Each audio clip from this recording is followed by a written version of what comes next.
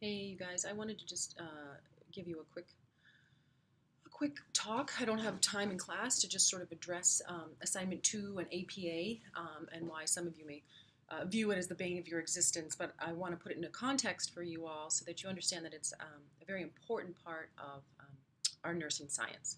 So APA stands for American Psychological Association, and it's basically a publication manual that provides all of us in the social sciences, nursing being one of them, with a framework on how to put information out to the world.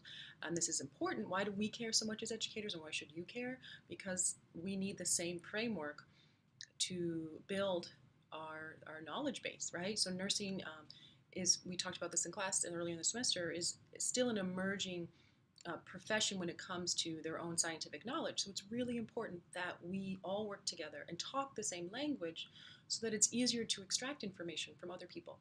Some of you may be able to publish a paper that you write as an undergrad and become an author.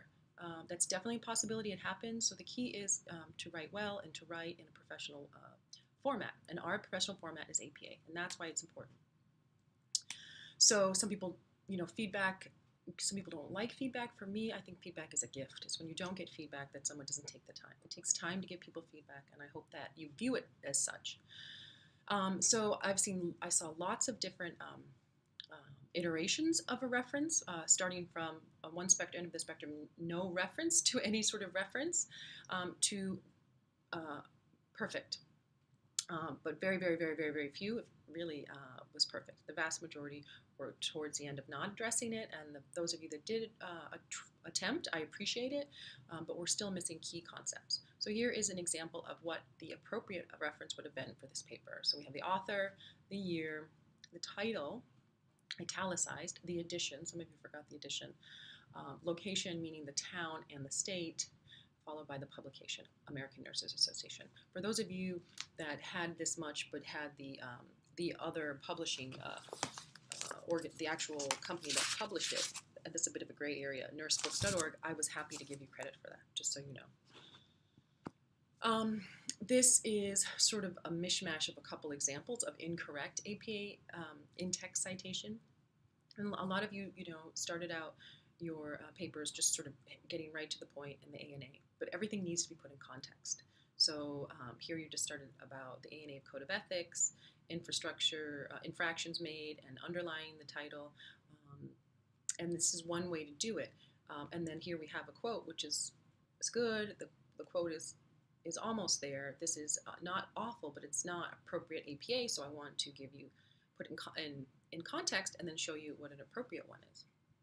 So I mentioned this in class before. It's a great online resource that's free, so there's really no excuse. Even if you have not purchased the book, I will hold you accountable to Purdue Online. They go according to the 6th edition of APA. So when you are using or quoting an organization, you definitely want to write it out the first time. You cite it, and then there's different ways. You could do according to the American Psychological Association, and then you could put the parentheses, or if you actually cite it at the end of a sentence, you could do ANA, American Nurses Association, and then put ANA here. And then from then on in the paper, you can just say ANA, okay? That's for future reference. A lot of you appropriately cited Fowler as the author.